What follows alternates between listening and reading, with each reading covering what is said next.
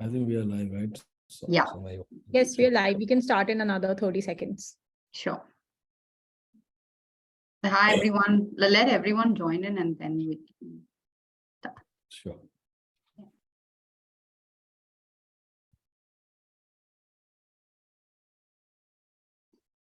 Wow, it's growing.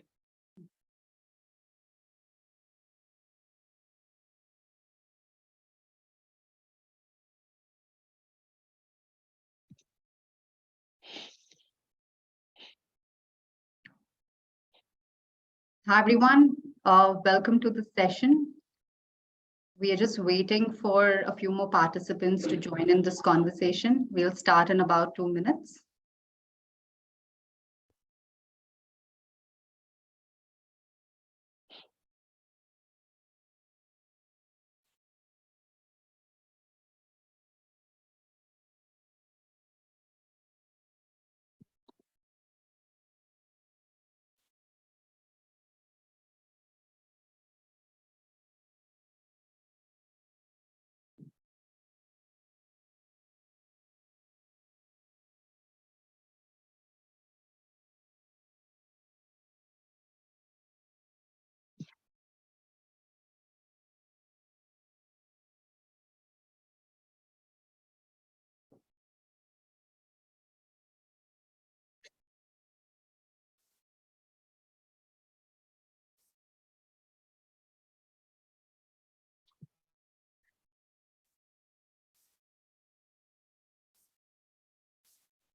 Shreya, we start?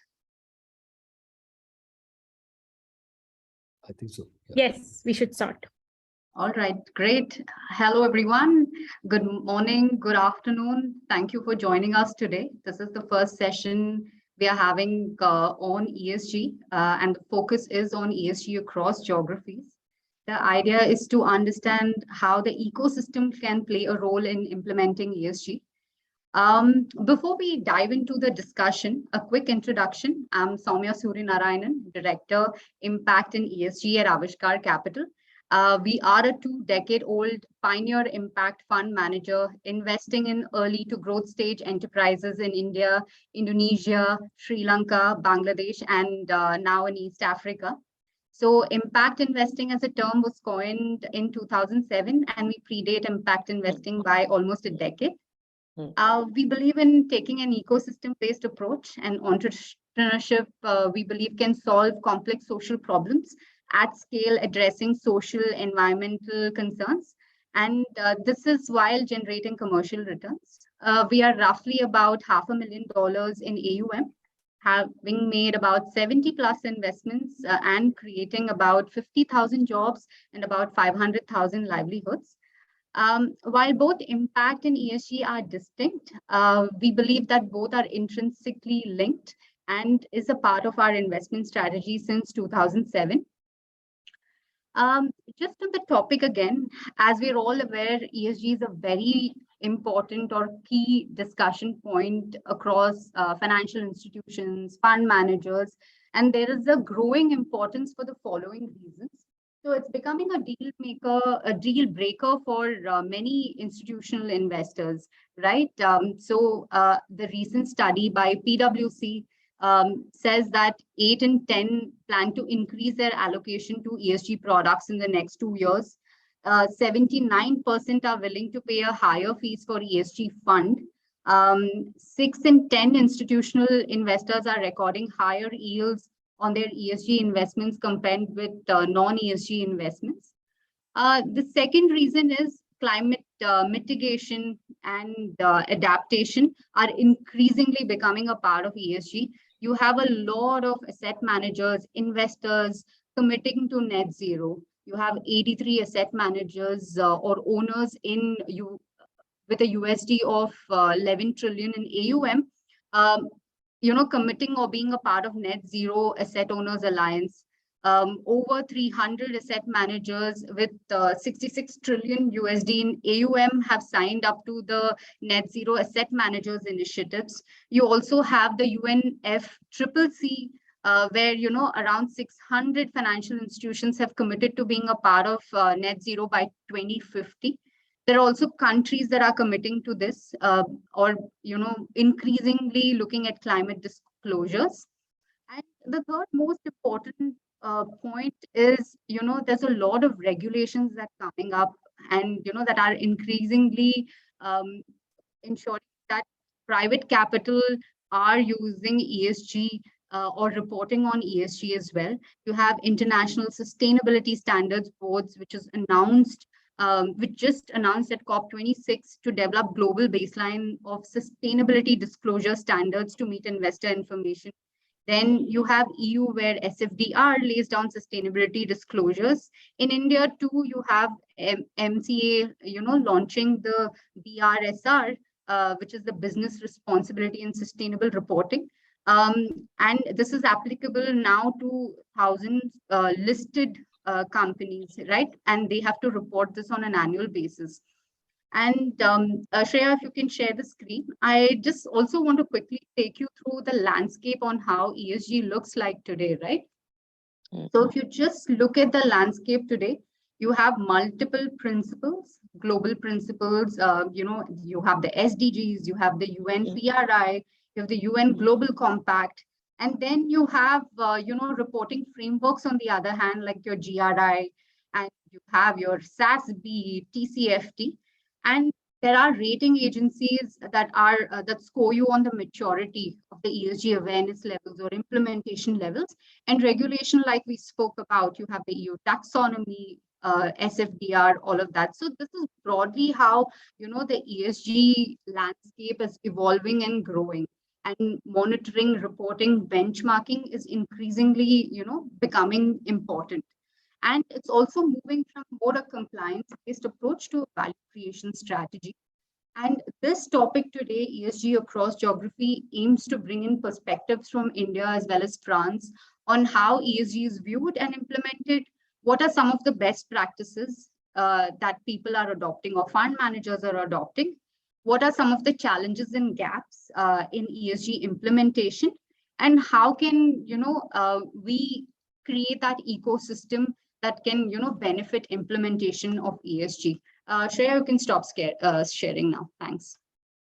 So the entire discussion is going to be roughly for about 40 to 45 minutes. And we would request all the participants who've joined here to put in your questions in the chat box. And I share this panel with distinguished speakers from France and India. So we have Bettina Dennis, partner of ESG at Reveia. We have Luisa Munareto, founder of Tech AI Impact Invest Paris and Delhi. Jinesh Shah, managing partner of Omnivore. And Vishalakshi Chandramouli, managing partner of Tata Capital Healthcare Fund, today with me. And without much further ado, let's hear their perspectives. So I would request all the panelists to quickly introduce yourselves and also talk about how you look at ESG and how you're implementing within within your organization as well. Luisa, we can start with you.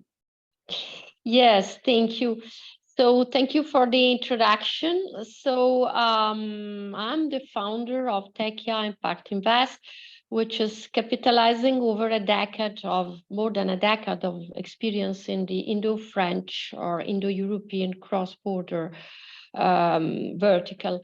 The mission of the company is basically to act as a VC in two ways: bringing knowledge, being knowledge partners in initiative in which responsible investment is key, like Reveia, for example, and operating in this case as a cross-border between Italy and France, but essentially supporting initiative in which responsibility, ESG, as really one of the key drivers.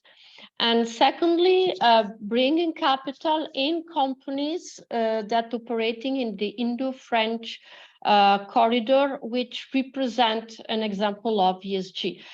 So recently in the portfolio, the company have invested is knowledge partner of a company named Preveg.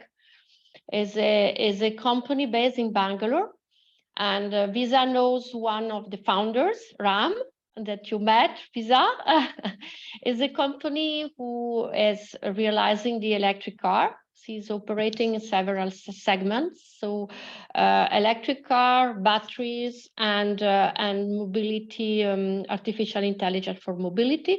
And the interest of this company is that the shareholder is both French and Indian. And also the ESG and the responsible investment has been always one of the key driver in the strategy.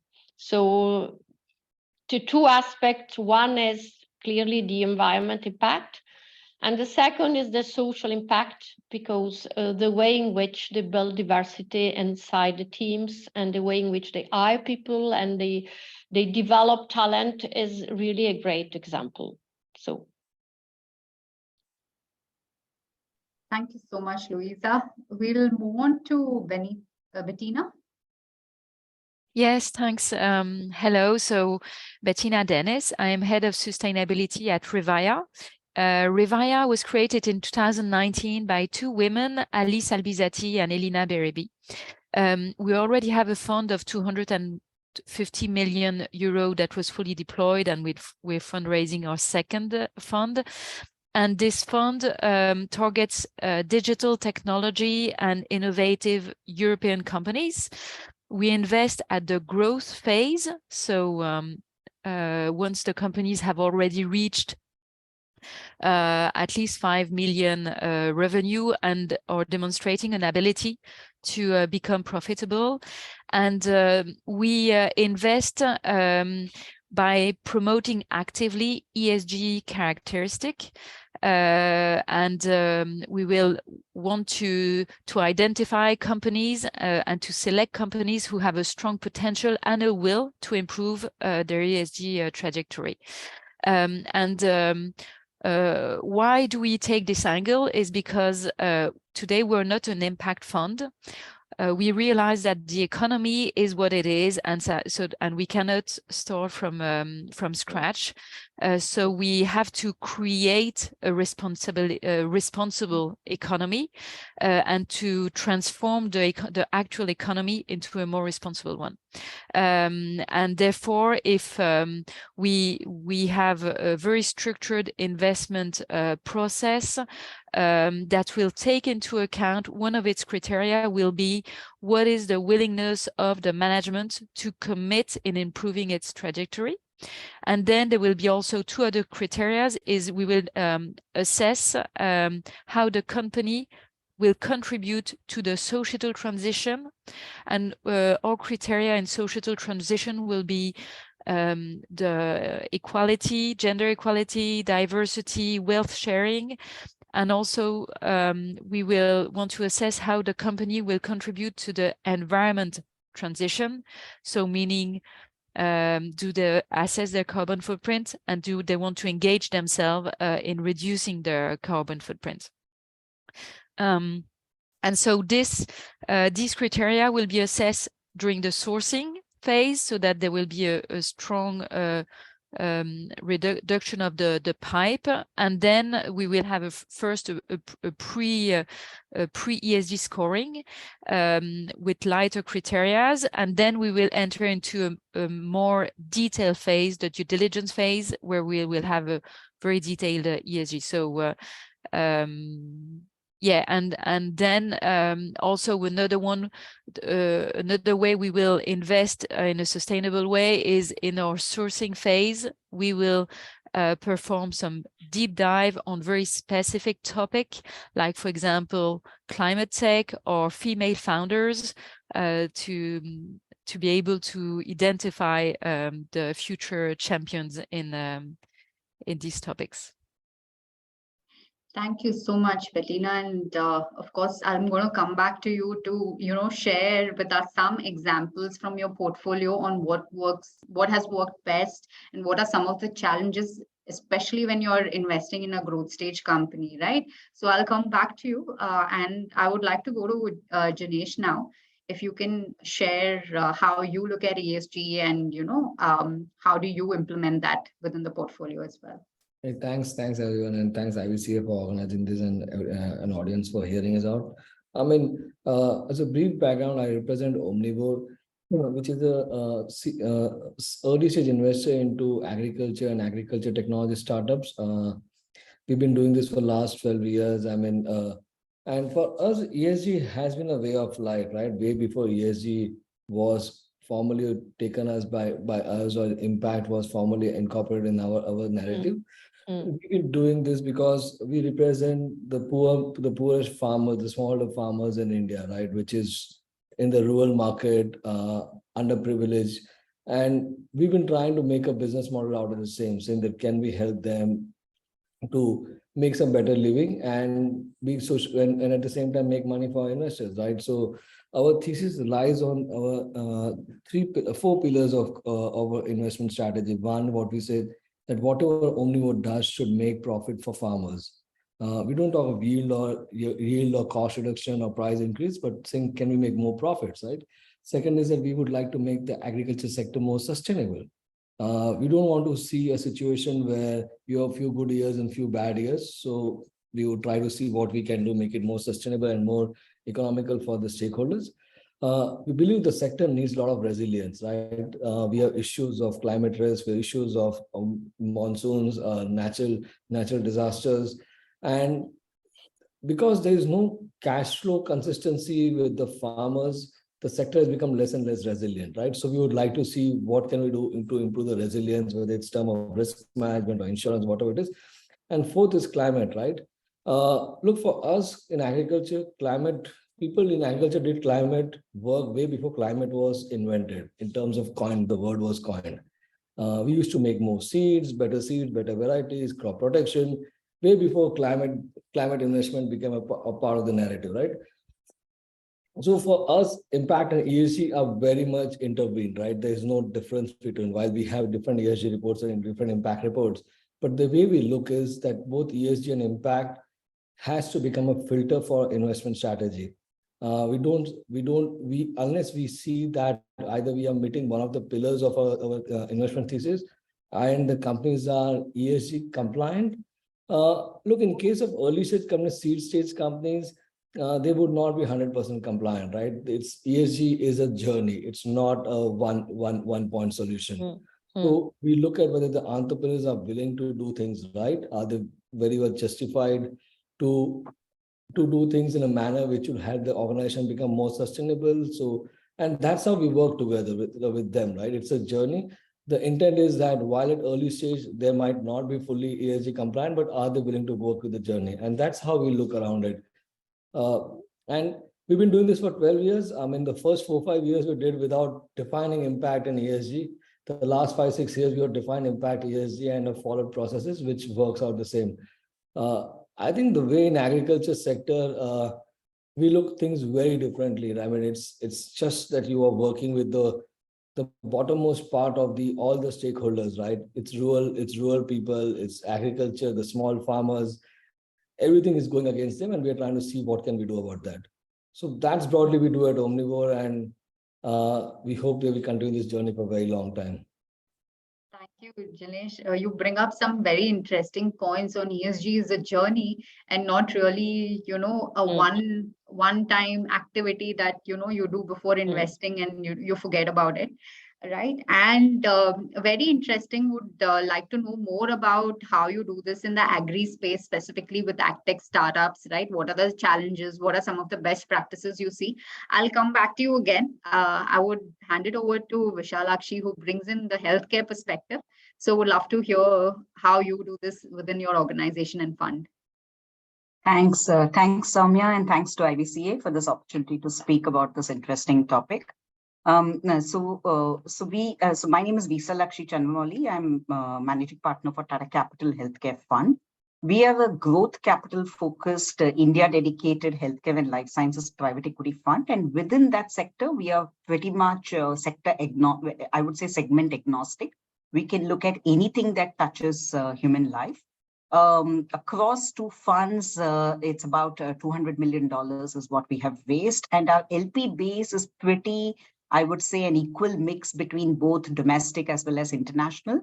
I think it's very interesting to note that nearly 45% of our LP base are either healthcare or impact-focused investors. So I think that gives us a very strong, I would say, motivation to look at things in a little bit of a different perspective, not just as any healthcare investor. As an investment strategy, we are broadly covering two core themes, which is a domestic consumption theme where we invest in businesses that generate cash flows from the home market, and a competency theme, which is more like a bottoms-up approach towards investing. With respect to this, topic of interest for today, I would say that, it's I'm sure all investors are saying this, but we would sincerely like to be committed to be investing in a very responsible manner. And I think broadly, what we've taken as a commitment for ourselves is that we want to, how can we, through our investments, generate a positive change to our society? So, which is why while we have adopted an ESG policy, and this is the first time, we closed our fund to early last year. And this is the first time we have taken a commitment to monitor both ESG KPIs, but we have also integrated it with SDG, and especially with respect to SDG 3, which stands for good health and well-being. Having said that, we also said that we will align to two other core areas of compliance, which is basically CDC's Code of Responsible Investing and the WHO guidelines for healthcare facilities. So this is what we have sort of committed to ourselves. More importantly, having married, I think it's really impressive to hear Jinesh when he talks about the fact that ESG is a way of life. We've started, I would say, in a small way, but we hope it can be impactful. And the two key impact targets that we've taken for ourselves, especially starting Fund 2, is with respect to number one, a percentage growth in health beneficiaries, because we have a health dedicated fund. We're committed to a double-digit growth in health beneficiaries. That's number one. And number two is growth in jobs, which is, we are saying for every $1 million that we invest in our portfolio companies, there is an X number of growth in jobs. And this is something which we will monitor on a year-on-year basis. We will report to our investors. This is something which will have an oversight of the core team as well as the investment committee. And this is something which we will start adopting it as a way of life. So I think unlike the other panelists, I think we are starting small today, but definitely hope to create an impact in a small way. Thank you so much, Ms. Vishalakshi, for this. I think, you bring up a very important point. So everybody, because there are so many frameworks and so many, standards, people often wonder, how do you, bring them together? So you seem to have brought in SDG and ESG together, and especially on the reporting framework, which is very interesting. We'll come back to you and talk to you more about that. But again, going back to what Jinesh said, right, in terms of impact and ESG as impact fund managers, we always, it's not a conflict. It has to be intrinsically linked to each other and within the investment strategy as well. The way we look at it is impact is an outcome. So what is the business doing in terms of, generating livelihoods or jobs, reducing carbon emissions, right, from their business product or service. Whereas ESG is more internal looking. How are you doing a business, right? Are you doing it ethically in terms of governance? Are you, if you can produce the best impactful product for a low-income population, but if you're in the process polluting, the underground water or aquifers or, the community around you, then that is not an impactful business. And therefore, ESG plays a very, very critical role in, sort of identifying where are the gaps in the business and are we creating responsible and ethical businesses. So it's more inward looking for better impact outcomes. So that's how we look at impact in ESG, right? And would love to hear some of the examples from, say, Bettina, Louisa, Janesh, as well as Visalakshi on what are some of the best practices or, that you have seen while incorporating this. Maybe Louisa, we can start with you and then Yes, absolutely. First, I just want to share the fact that ESG, as Jinesh said, is a mindset. Which exists across a team in a fund, but also in a company. And my personal belief, one of the reasons why I set up TechIA is that this aspect would be emphasized when you work in the cross-border approach. I strongly believe in cross-border for cross-fertilization, means that some practices can have a value in a country, it can be leveraged in other countries, so we can anticipate some issues that can come out. And I have a few examples. So in my way, the company is smaller than yours. I manage my own investments and also some money from some family and friends. But with the larger target in terms of cross-border asset management entity, this is a starting point. But my logic is really to emphasize the responsibility supporting cross-border businesses since the beginning. Means businesses that represent the best of two ecosystems. So this is why mobility, and the case that I make the example, or also healthcare, are excellent examples in which you can show how the responsibility is out of the borders. So this is my way to support this ESG is really to invest in this area. And to support the diversity in the teams. What means diversity is not just gender diversity, but also international diversity, bringing knowledge and educational backgrounds which are different. In general, the countries, and today is changing, they tend to concentrate on teams that are trained in the same way. So it's very important to diversify and to have companies inside and to support companies that are able to do that. Right. So inclusion, for me, impact on the environment. So this is why I support Preveg. I support Revaya, and we had done a fantastic work together because diversity is really their key driver. And we attract many, investors from different geographies. And also the fund, Bettina will speak better than me, invested in different countries in Europe successfully. On my side, I invest in this cross-border initiatives. One is in the electric car. The other one is more in the Ayurvedic space. Is a company which is building a platform, and we are really building. I'm operating as knowledge partner of this company named Nirok Street. So I'm saying. For me, the cross-border is one of the key elements of the ESG. So international diversity is a key driver of the ESG. But this is also due to my personal background, to the views, to how the experience that I had before in private equity. As since the beginning of the career in this space, I always invested outside one geography. So, and I believe, and this is why I'm building this Indo-French cross-border, that France have a great knowledge in what is responsible investment, because it's also inside the ecosystem. And India is building this in this transitional process. So I think that there is a lot of things to share. Yeah, absolutely. Very well said.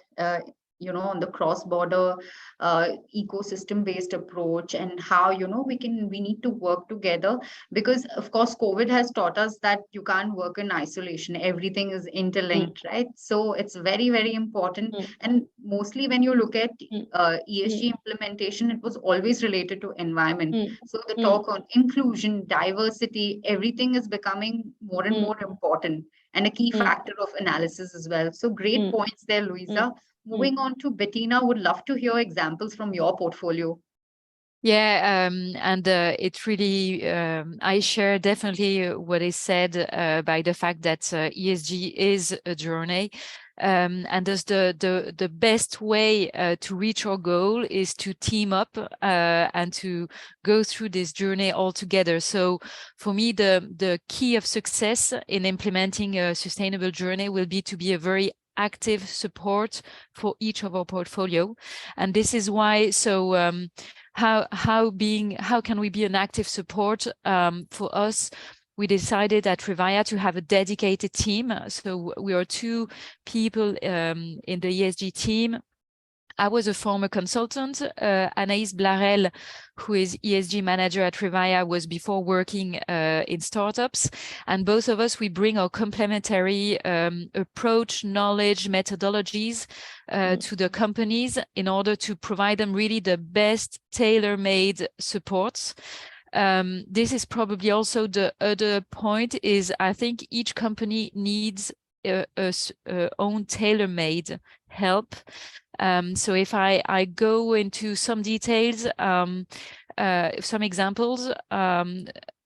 So for us, 2022, we wanted our whole portfolio to assess their own carbon footprint. And at the beginning of the year, when we're engaged in discussions with them, a lot of them, their feedback was to tell us, look, there are many providers, we don't have time to understand who does what's the difference, what's the pricing. So how we help them is that we contacted all these providers, we listed the different options they had, the pros and cons, the pricing.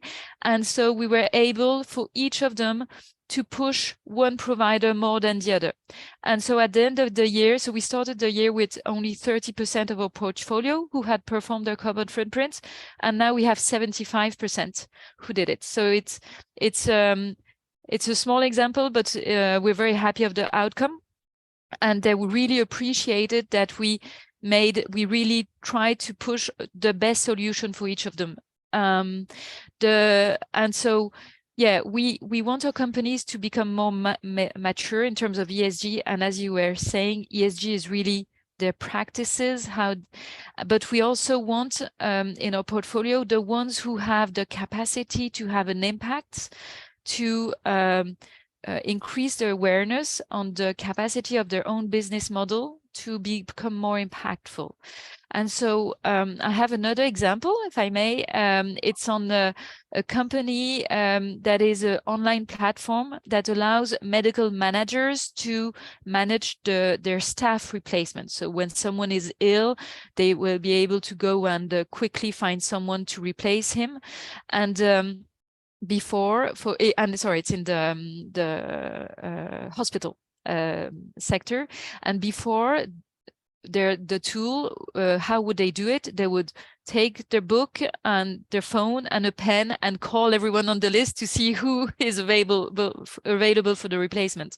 So on this, when we look at this, what we notice is that the company helps in one way the state to fulfill its duty by making sure hospitals have the necessary resource to provide adequate healthcare to their citizens. And also they provide, by being very efficient, the medical staff will have more time to really do what they're supposed to do, meaning giving a very qualitative health service to their patients. So what we did with them is that we engaged them to implement a theory of change workshop to define how they could proactively and being very conscious how they could develop their business model to have a more impactful, they can be more impactful with their ecosystems, which is today the hospitals. So this is another maybe example on how we help them to be a bit more mature in terms of impact.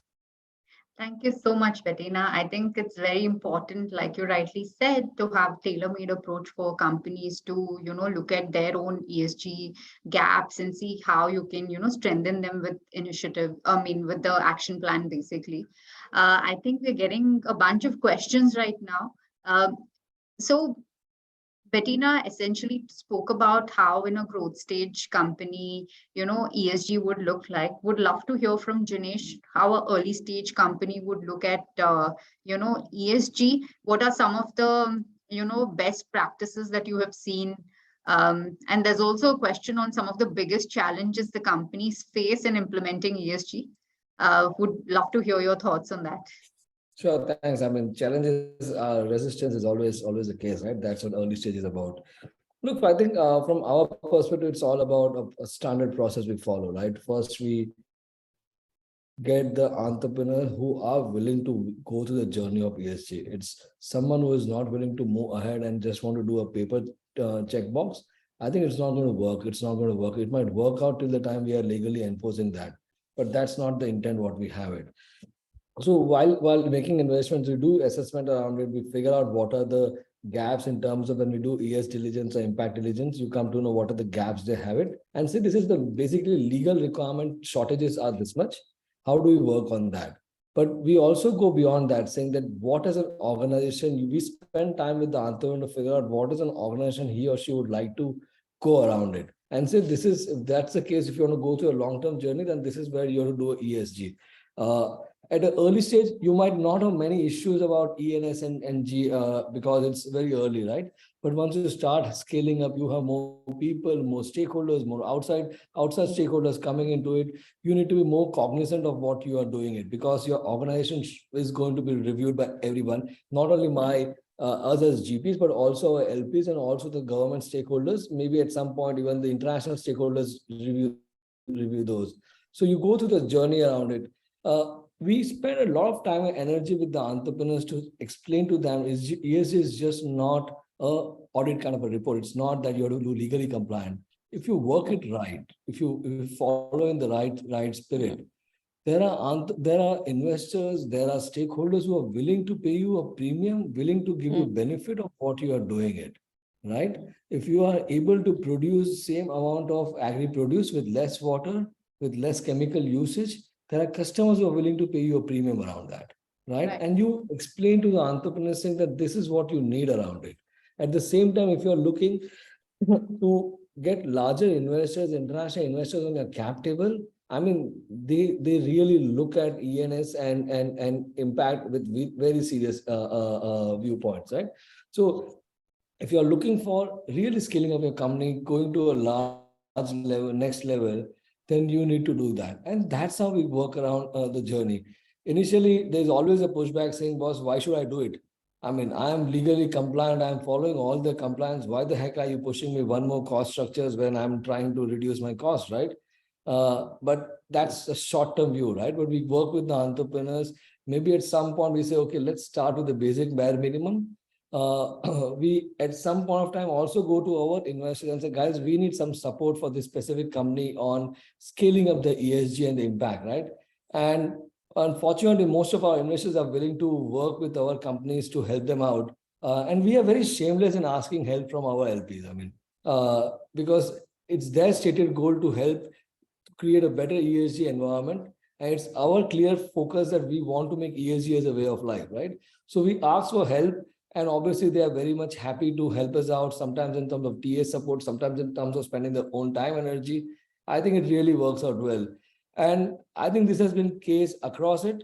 I mean, out of the 40 portfolio we have invested, maybe 30, 35 have done a good job into ESG, 4, 5 are not done, right? And that also shows in the results of the companies, whether you are getting a valuation impact or in terms of financial performance.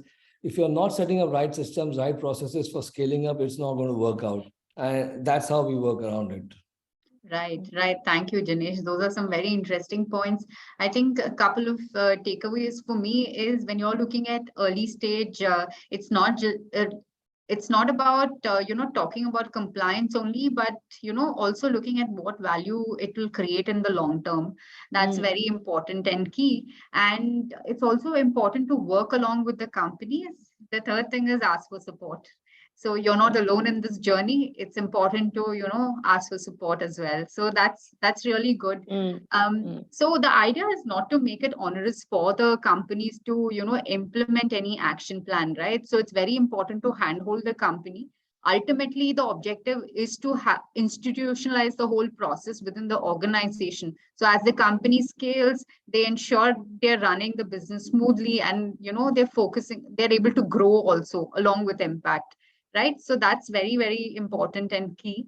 Moving on to Visalakshi, would love to hear your view on what are some of the best practices you've seen while implementing this and some examples. Yeah. So like I mentioned, we are I would say, a child in this entire journey, right? It's just the starting phase of our journey. But we definitely did have put some processes in place. I think the first thing that we did is to bake the entire ESG process as part of our entire deal evaluation and the deal diligence process. Right. So clearly upfront, we are getting gaps that are available. And these are gaps that are very, I would say, which because of these gaps, it could also be a go, no go for a certain deal, right? Which at any point in time, if there are very serious no-goes, then clearly, I think it also brings a question mark. Do we have to go into it? So clearly, I think that's one thing that we have committed to ourselves. So because while profits and revenue growth will be phenomenal, I think certain things are a big no-no. And that we have made that as a starting point. More importantly, some of the gaps which are, in fact, I would say 90% of the cases, a lot of the gaps are rectifiable and which we can work through. And this is something which at the time of finalizing an investment, I think it is baked into not just our legal agreements, but I think the spirit of understanding in terms of, whether the portfolio company is willing to walk the journey. And we've not met with resistance in a big way on this. Now, having said that, I think the onus is up to us in terms of how do we ensure that the entire implement. So we decided to go about it in a phase by phase, right? Rather than across the board, I think given the fact that ours is a health and life sciences sector investment, I think we focused on two core areas, which is health and safety as number one and governance as number two. Because I think are the low-hanging fruits, and that is something which is a must, whether you are an impact investor, whether you're an ESG-focused investor or not. And from a health and safety standpoint, like say certain very simple things like, is there a health safety policy in place? Is that to the extent that you would like it to be strengthened? Is there a waste management kind of a process in place? Is there, like for example, a worker training process in place? So anything that deals with, anything deal with contract workers, and especially we are dealing with manufacturing in a large way across most of our industry. So health safety also with respect to say in pharmaceuticals, whether the quality standards are up to the mark, right? So all that comes up in your due diligence. So some of that is something which is taken up month on month in every MIS meeting and at every discussion. And coming to the next aspect, which is on the governance, I think obviously there will be standard governance practices which will be there, but how do you strengthen, right, in terms of the entire audit process, entire internal audit process? Where do you build certain SOPs in place, like an HR related SOP, like say, the standard protocols with respect to POSH, etc. So a lot of those governances are actually put to rest in a very initial phase itself of our investment. And that is something which obviously needs a constant monitoring.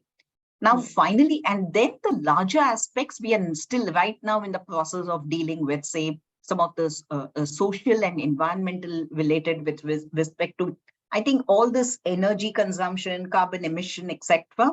I think right now, which is still very much at a very, very nascent stage in terms of, and it's a work in progress. My sense is that even over the next couple of years or even towards the end of our investment life, we'll probably have achieved very little yet. But I would be happy if on all the other factors with respect to health, safety, governance, social aspects, etc., we reach a fair bit. And I would think that we would be successful with respect to some of these implementation. So that's the way we look at it.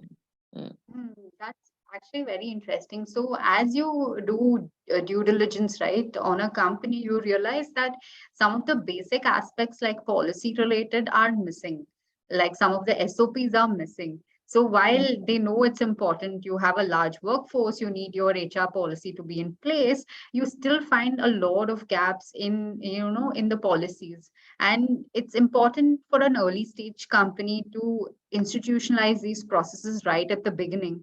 And at a later point, when the governance kicks in, you have all of these in place already. Then you focus on building your board, bringing in independent directors, the audit process, all of those, right? So it's very important to start early and start looking at where are the gaps and addressing them right upfront. So one of the things is while we've spoken about gaps and action plans and what the companies can do, I think Bettina, you spoke about how you are able to how your companies are reporting on carbon emissions, right? So KPIs become such a important what you can't measure, you judge, right, on how you're progressing. So very important on KPIs. So if we were to look at ESG KPIs, how does your portfolio companies measure and report on this with respect to ESG? And what are some of the challenges you face? It'll be great to hear your thoughts around that. Yeah, definitely. Just coming back quickly on the previous discussion, what we say also to our companies is that being sustainable is a way of future-proofing them from the change in values. And we give them some examples is that today, if they don't make any efforts in terms of ESG, in the coming months, their clients will send tenders, and they might lose these tenders because the clients will ask that some ESG criteria are met, or some ESG certification or have to be or required to win the tender. So today, maybe the values, the tenders don't have these criteria, but this can change. So having a sustainable practices can future-proof them, can have this effect. And one thing that really changed the way of thinking of one of our founders was regarding ESG, was an example I had. I told him, look, there was a study saying that in the tech department, 18% of the staff say that if they see their manager taking a decision that is not consistent with the purpose of the company, they will resign. And he realized that when he told us, when I see how much this costs me to hire people and to keep them in my team, I cannot see my managers having these kind of behaviors.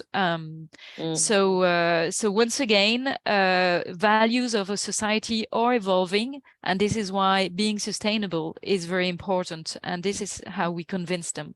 And so coming back, sorry, to your question. Yeah, the challenges for us are definitely the KPIs. As I said, we invest in companies that are at the growth stage. And so before we invest, usually they have mostly concentrated their efforts into identifying their market fit, growing their revenue, building their team. And so, yes, they do have some sustainable practices, but they haven't implemented the KPIs to monitor them. So clearly data is a big gap. And the other one is the ESG champion, the ESG ambassador in the team. We need these topics to be endorsed by someone, and often the CEO has it, but he has so many other things to manage. So when we arrive, we ask them, look, we need someone to be maybe not fully dedicated, but at least it has to be the champion of ESG in your team.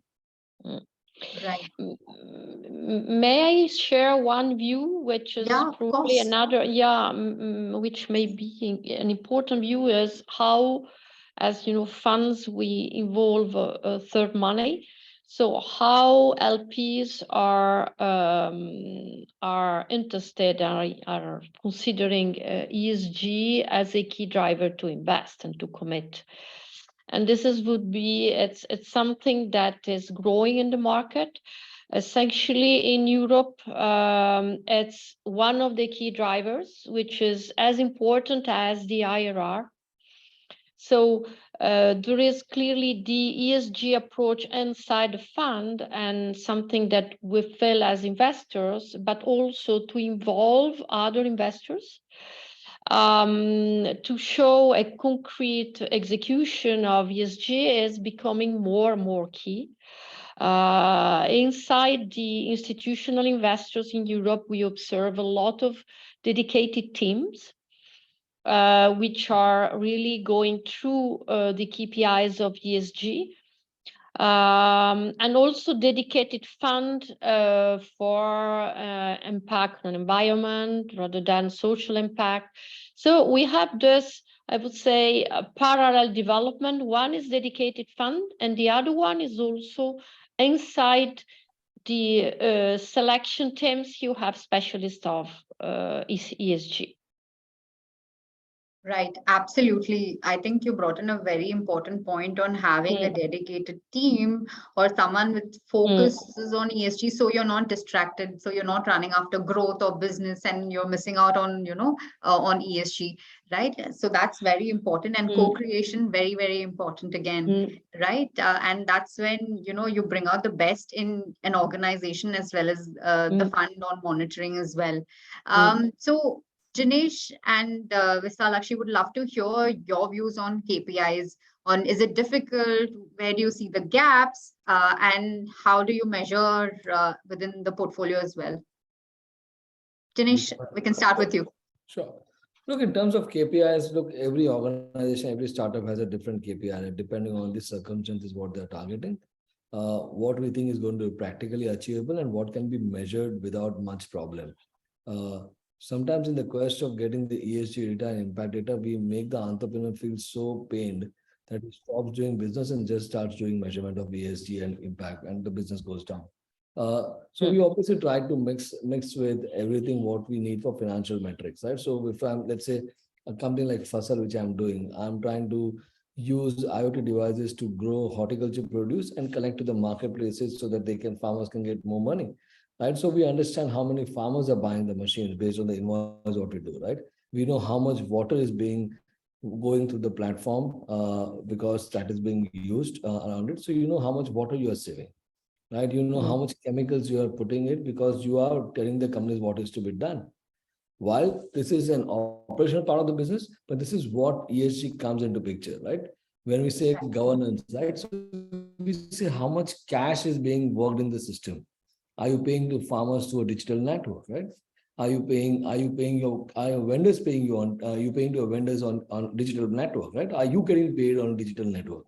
So you're saying, okay, I'm going to work on these aspects, right? At the same time, you look at operational parameters. So we don't go to the entrepreneurs and say, let's do an ESG framework and let's create a KPI around that. That's the worst thing. I mean, entrepreneurs say, boss, एक और audit firm, and now we'll have one more thing coming in, right?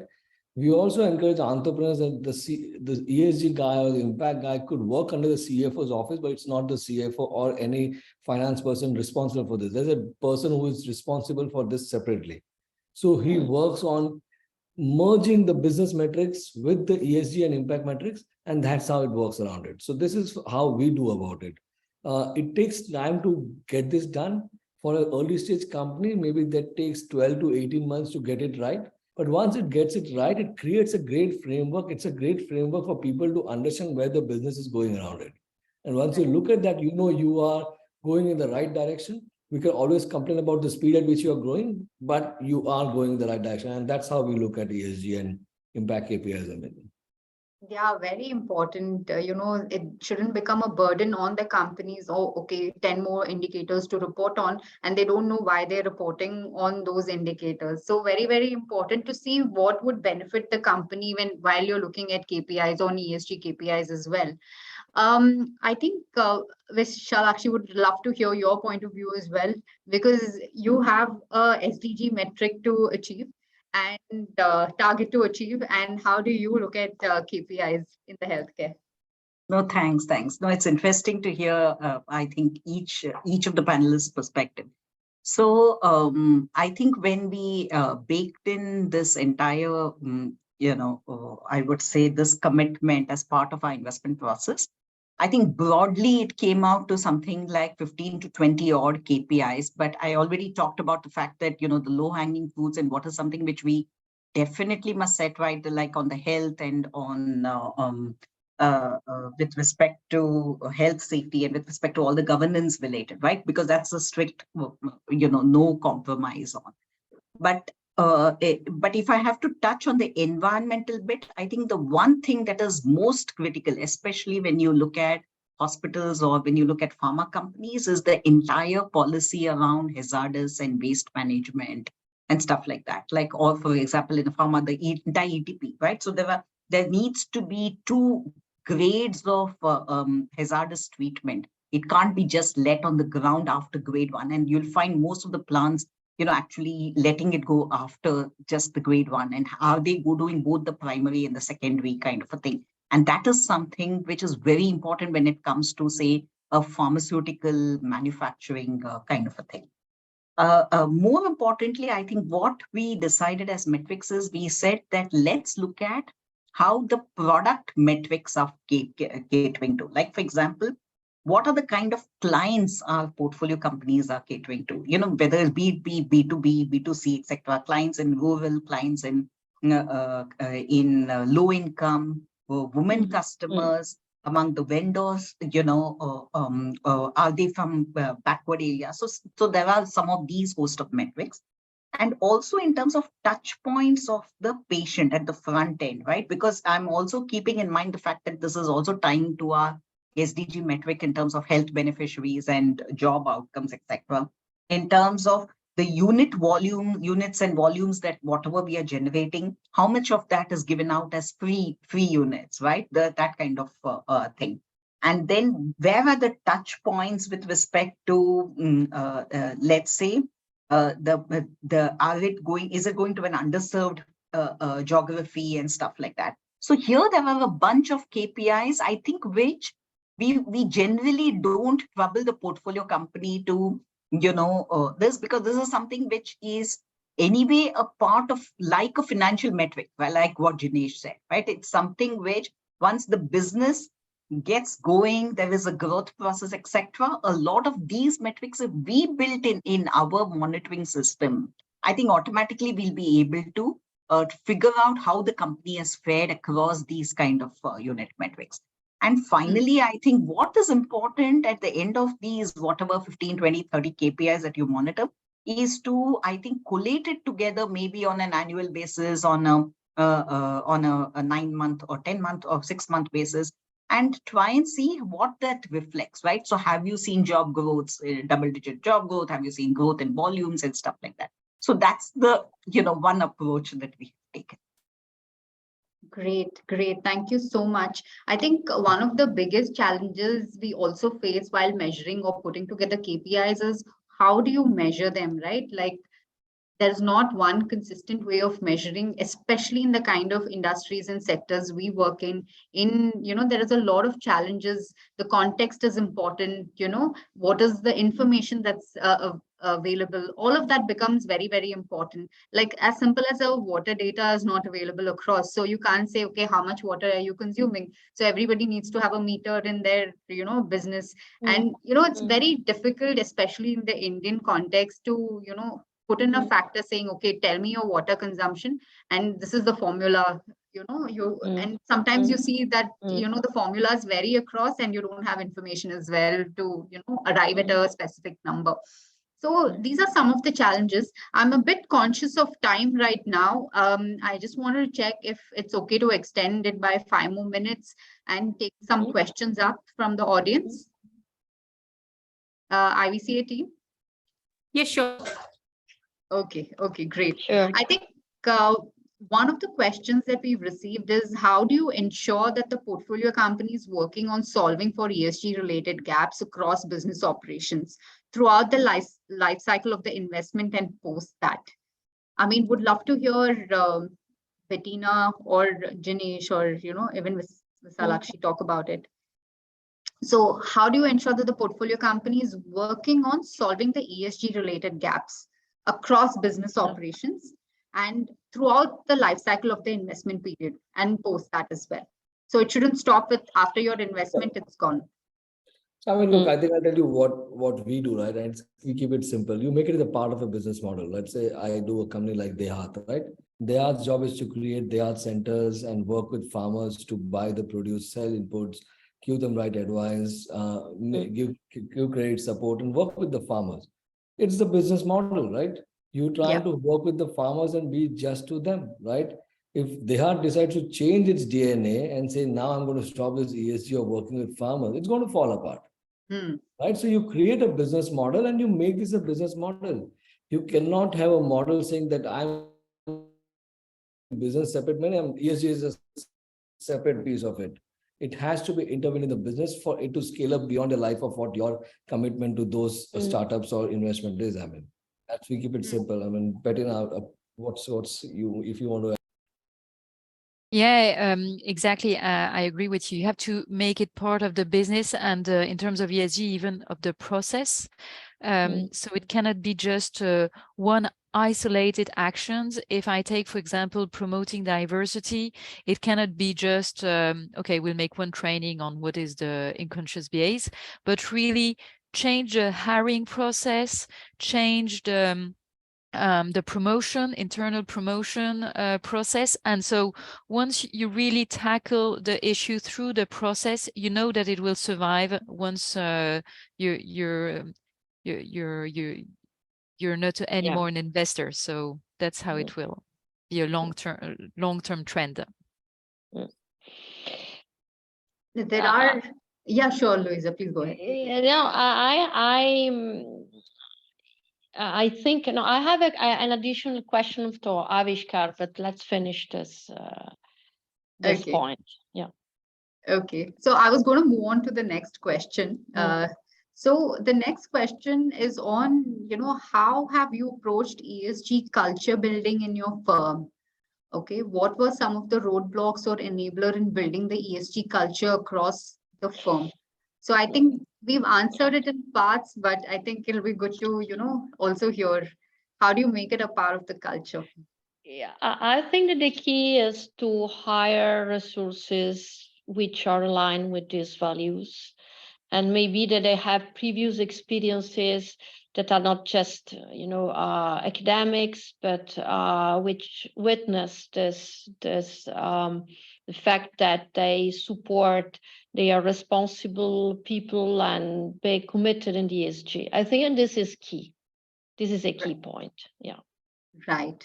Any other viewpoints? How to make it a part of the culture?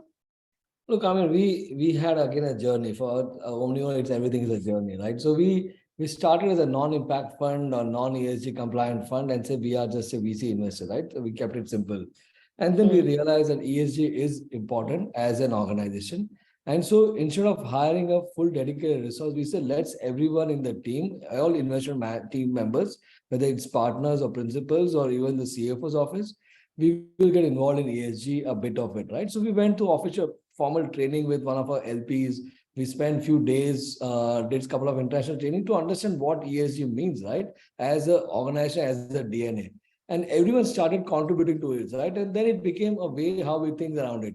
I think once we scaled up, we said, now let's get someone who is dedicated to do this full time, but the individual team members still contribute, right? So it's how we do it, right? Because we believe that if only one or two people are doing it, then it's just a task. And we don't want it to make a task. We wanted to make of the way how we do investment. I mean, that's how it is. Yeah, absolutely. It cannot be done in silos. It has to be a collective effort. We're talking about ecosystem. I think it has to happen even within the organization, right? Where everybody's involved. Yeah, and even at Revaya, so it was part of a DNA. We wanted to invest in a sustainable way. We wanted to be ourselves exemplary, and so to be a sustainable company. The thing is that even though it's in your DNA, you have to remind it to every time in all of your actions. So this means how we're doing it is that we make sure that in all our meetings, the topic is addressed always systematically, and also that the two founders also talk about it. It's not, as you said, something that is in the ESG team. The whole team has to collectively talk about it and promote it. So yeah. Right, absolutely. I think we'll take one more question and we'll close the webinar after that. I think this is specifically for you, Visalakshi, in terms of how is the data collection, information collation, standardization of parameters, etc., are being done in India, and how are we faring on it? So I think this is specifically for your fund on how it's sort of standardizing and how's the information gathering happening. So, so this is not specifically only with respect to the ESG, right? I think any of the metric for that matter has to be validated. And what we prefer is at least on an annual basis to get it externally validated by a firm which has a reputation in that, or which has experience and track record in that particular field, right? And that's exactly what we did, right? In late last year, when we presented the entire ESG and impact metrics to our investor pool, it was not just the investment team data which was presenting the data. We had an external agency spending about 6 weeks on a regular basis with the portfolio companies, doing a survey, doing assignments, asking them to vote on certain this. So you identify whether the thinking processes also aligned. So there were comments relating to that. And some of them fared very badly on that front. And then, and some of the straightforward metrics in terms of how the data looks, right, in the way it is supposed to be cut and sliced and diced. And happy to report that I think even though it's been very early stages, I think overall, I think it was reported that we grew volumes by double digit. We've seen about more than 250,000 growth in beneficiaries. Then new jobs grew like, a good 30% plus and stuff like that. So it was very, very early stages. That was for our part. Okay, that's great. That's great. So with that, we'll close the session. Thank you so much to all my fellow panelists for contributing, for talking not just about the best practices, but what are some of the more realistic way to approach ESG implementation, right? That's very, very important. And how you don't make it onerous for the company, but you make it a part of the business. You make it an institution. I mean, you institutionalize the process, and you look at KPIs that are more practical, that the company can measure, and over a period of time, that are able to create value for the company as well in measuring them. So that's very, very key. Thank you so much to the audience for patiently listening to us. I know there are a lot of questions that are flowing in, but probably IVCA team, you can help us answer them, or you can maybe send us the questions and we'd be happy to answer them and send across the responses. Thanks again to all the panelists, to all the audience as well. And especially to the IVCA team for organizing this. Thank you so much. Thank you to IVCA. Thank you so Thank much. you. Thank Absolutely. you. Thank you to all. Thank you. Thanks, Thank everyone. you. Thanks. Bye. Thank you. Thank Thank you. Bye. Bye.